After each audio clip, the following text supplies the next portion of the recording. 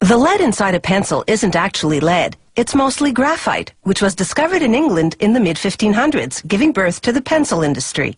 In 1795, a French chemist invented a new type of pencil lead, made of graphite powder and clay fired in an oven, making it possible to produce leads with different hardness.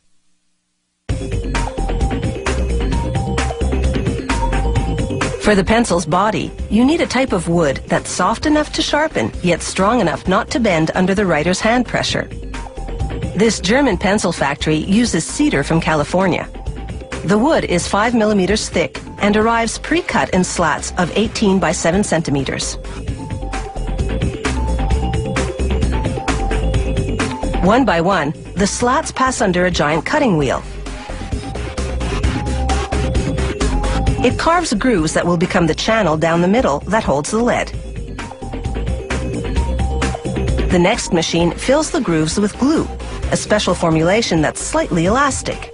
This cushions the lead so that it's less likely to break inside the channel. Every second slat moves on to another conveyor belt. The ones that stay on this line head toward the machine that lays in the lead. The lead is made of a graphite and clay mixture, baked in an oven at more than 800 degrees Celsius. The lead-laying machine's wheel loads itself with leads. Their spacing matches the grooves in the slats. It's the same process for colored pencils, only the leads are made of wax, clay, and pigments, with no baking required.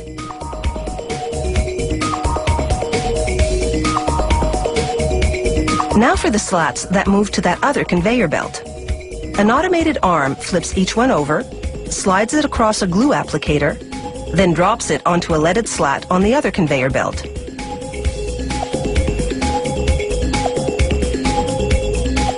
All the steps to this point have culminated in what is effectively a lead sandwich.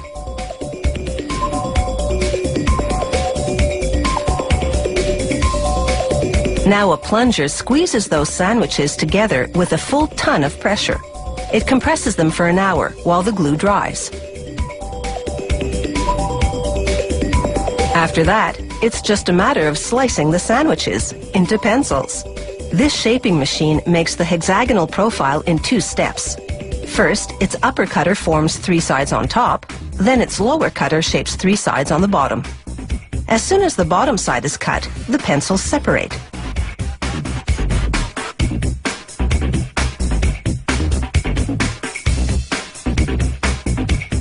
A worker pulls a sample pencil from each batch coming off the line and manually sharpens it to spot check lead quality. Then he applies force to the tip until it breaks. For a pencil to pass this strength test, it has to withstand at least 2 kilograms of force. Now it's time to dress that bare wood. One at a time, the pencils shoot through a device called a lacquering head. It coats the wood in paint, yellow in this case. It takes 4 coats of paint to completely hide the wood grain. A 5th lacquering head paints a black stripe, this company's trademark. Then a 6th head seals the paint job with a transparent lacquer. From the paint line, the pencils make their way to a stamping machine. At an astounding rate of 500 pencils a minute, the machine heat transfers foil lettering from a plastic film to the painted wood. Last stop, the rubber tip assembly machine. First, it squeezes the top of the pencil to slide on an aluminum ferrule. Then it inserts a rubber eraser into the ferrule's other end and squeezes that tight. European-style pencils have a painted cap instead, the color indicating how hard the lead is.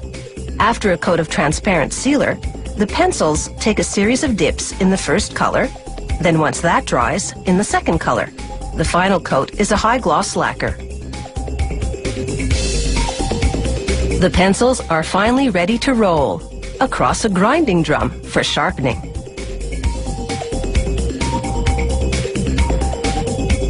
By the time they roll off, they're pointed perfection. Looking as good as they perform, today's pencils sure have the right stuff.